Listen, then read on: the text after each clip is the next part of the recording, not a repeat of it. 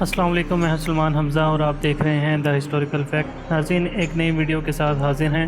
Video start کرنے سے پہلے آپ سب سے گزارش ہے کہ اگر آپ نے میرا چینل ابھی تک سبسکرائب نہیں کیا تو کائنڈلی کر لیں تاکہ میری ہر نئی آنے والی ویڈیو کا نوٹیفیکیشن آپ کو مل جائے۔ تو چلیے ویڈیو کو سٹارٹ کرتے ہیں۔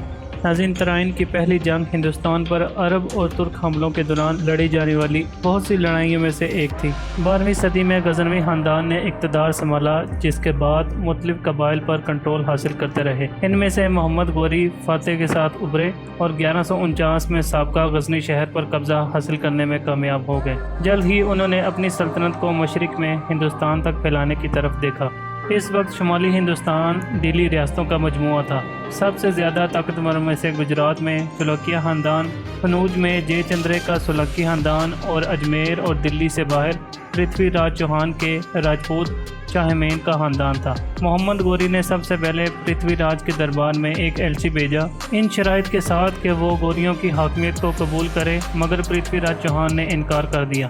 بے خوف محمد غوری نے 1178 میں اپنی فوج کو چلوکیوں کی سلطنت کی طرف بڑھایا۔ اس نے ایسا اس وقت کیا جب دلی کا سیدھا راستہ لاہور اور ملتان میں واقع غزنویوں کی آخری باقیات کے ذریعے بند کر دیا گیا تھا۔ غوری فوج کو چلوکیہ فوج نے شکست دی اور بھاری جانی نقصان اٹھانے کے بعد مجبوراً ان کو پسپائی اختیار کرنا پڑی۔ پھر بھی ناکامیوں سے باز نہ آنے کے بعد محمد غوری نے اپنی فوجیں تیار کی اور غزنویوں کی آخری باقیات کو شکست دی۔ جب اس نے 1186 میں لاہور پر قبضہ کیا، اب محمد غوری کے لیے پرتھوی راج چوہان کی سلطنت پر حملہ کرنے کا راستہ بالکل صاف تھا۔ اپنی افواج کو ہندوستان میں مارچ کرتے ہوئے محمد غوری نے بٹنڈا کے اہم مقام پر قبضہ کرنے کے بعد آگے قدم بڑھایا۔ بٹنڈا کے زوال کے بعد ہی دلی کی افواج حرکت میں آئیں۔ پرتھوی راج چوہان نے اپنے اتحادیوں کو اکٹھا کیا اور محمد غوری کا مقابلہ کرنے کے لیے اپنی فوج کی قیادت کی۔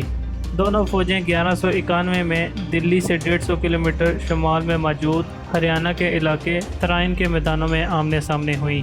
اس وقت پرتھوی راج کی فوج کی تعداد 2 لاکھ کے قریب بتائی جاتی ہے، جبکہ محمد غوری کی فوج کی تعداد تقریباً 50,000 کے قریب بتائی جاتی ہے۔ دونوں فوجیں جنگ کے میدان میں آمنے سامنے ہوئیں۔ اس سے پہلے پرتھوی راج چوہان نے طاقتور فوج کے ساتھ محمد غوری کے بڑھتے قدم کو روکنے کے لیے بٹنڈا کی طرف کوچ کیا۔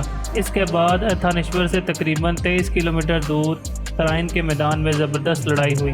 اس جنگ کے دوران کئی راجپوت حکمرانوں نے پرتھوی راج چوہان کی مدد کی، لیکن غیروال حکمران قنوج کا جے چند واحد راجپوت تھا جس نے اس موقع پر پرتھوی راج چوہان کی مدد نہیں کی۔ جنگ کے دوران پرتھوی راج چوہان کے بھائی گوونگ چندر نے محمد غوری پر اتنے زیادہ وار کیے کہ وہ زخمی ہو گیا۔ بہت زیادہ خون بہہ جانے کی وجہ سے محمد غوری گھوڑے سے نیچے گرنے کے قریب تھا کہ ایک خلیجی سپاہی نے اسے بچا لیا اور میدان جنگ سے بحفاظت باہر لے گیا۔ جیسے ہی سلطان کو میدان سے ہٹایا گیا تو مسلم فوج کی حوصلہ شکنی ہوئی اور وہ بھاگنے لگے، جس کے بعد پرتھوی راج چوہان محمد غوری کو شکست دینے میں کامیاب ہوا اور ترائن کی پہلی جنگ پرتھوی راج چوہان نے جیتی۔